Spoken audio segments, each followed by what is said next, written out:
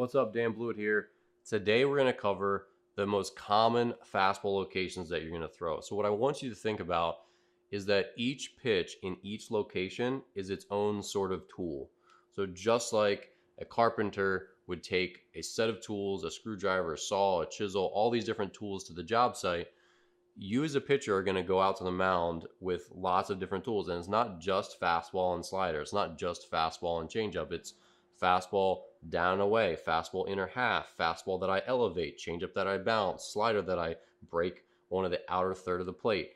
Every different iteration, every different variation of your pitch is going to be its own sort of thing. And that's how I want you to think about it today. So today we're going to go over the fastball locations that you're most often going to use, because just because you could throw a ball literally in any location in the strike zone doesn't mean those are ones you're going to try to throw to.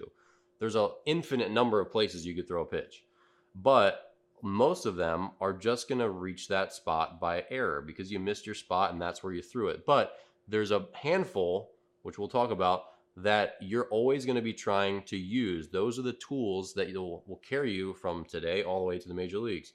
So I want you to understand which fastball locations have which purposes and how you should best use them, and which ones you really don't need to think too much about. All right, so that's the topic of today's video.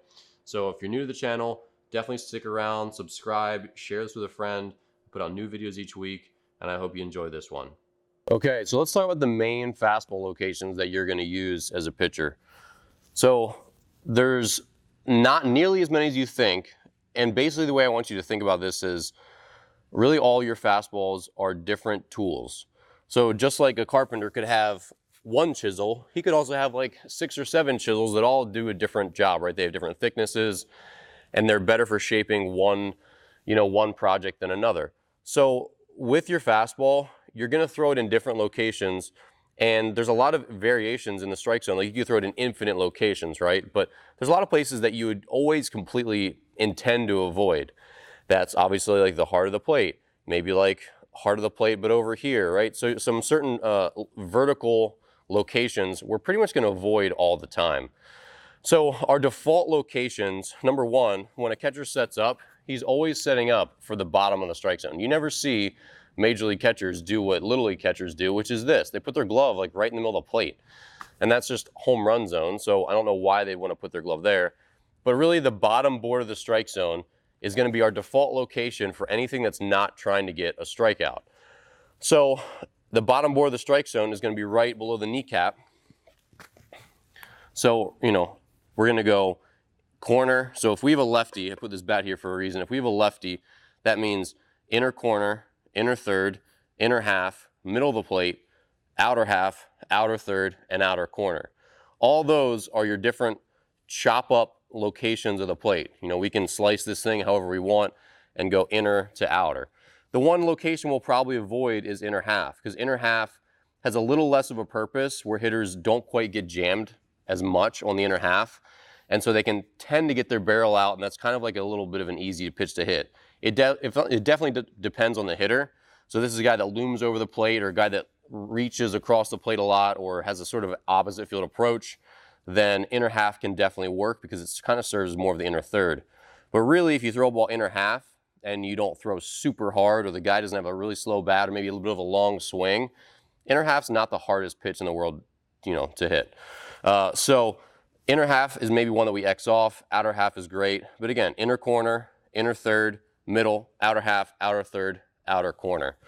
So those are the default locations at the bottom of the zone where, again, if it's 0-1, 1-1, 1-2, that's probably where we're going because we want to get the ball put in play.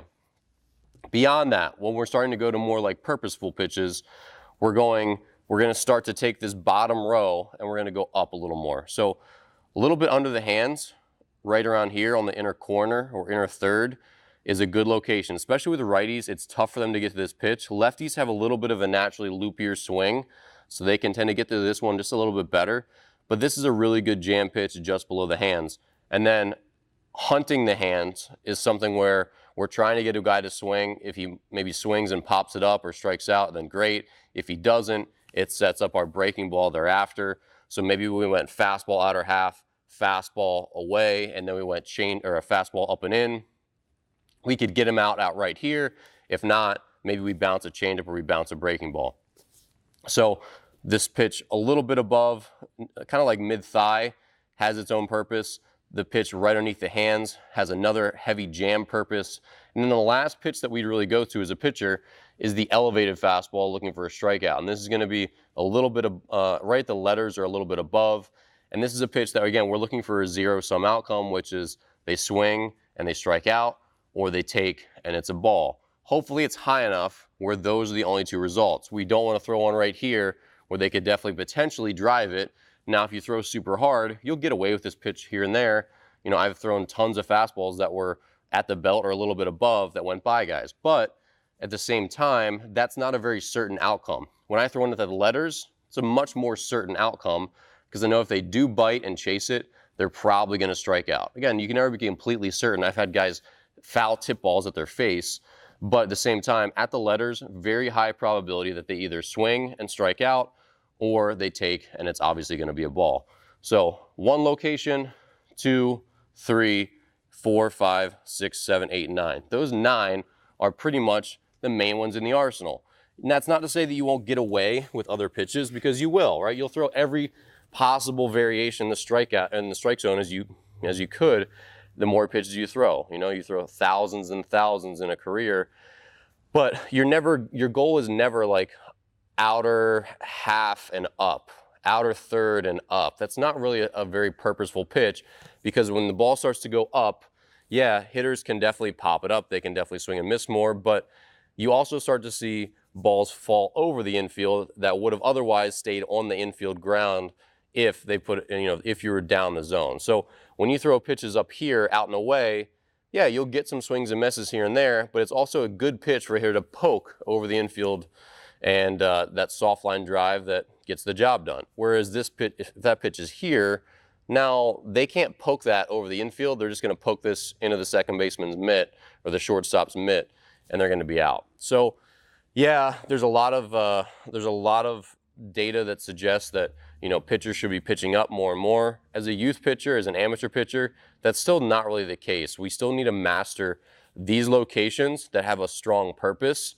And then if you decide that you can really be successful pitching up in the zone, like you see the cause and effect, maybe you have some data that shows your spin rate, you throw hard, all that sort of stuff, you know, certainly you can start to climb the ladder and do your thing. But at the same time, for the vast majority of pitchers, this sort of C shape is going to be the main tools that you take into battle. Those are going to be the main fastball locations that you use, and that's what you're going to be successful with. So chopping up the plate, understanding middle halves, thirds, and corners, when to jam and when to elevate with your fastball, those are just really pivotal foundational skills and locations for a pitcher to command, okay? So as always, if you enjoyed this video, definitely hit the subscribe button. We're putting out new videos each week, and I'm trying to give you more of the mental side of pitching, some of the stuff that's going to definitely carry you farther than you think, that isn't just velocity, isn't just mechanics, and that stuff is all great, but the mental side of the game is what helps you sort of put it all together and optimize your ability on the mound.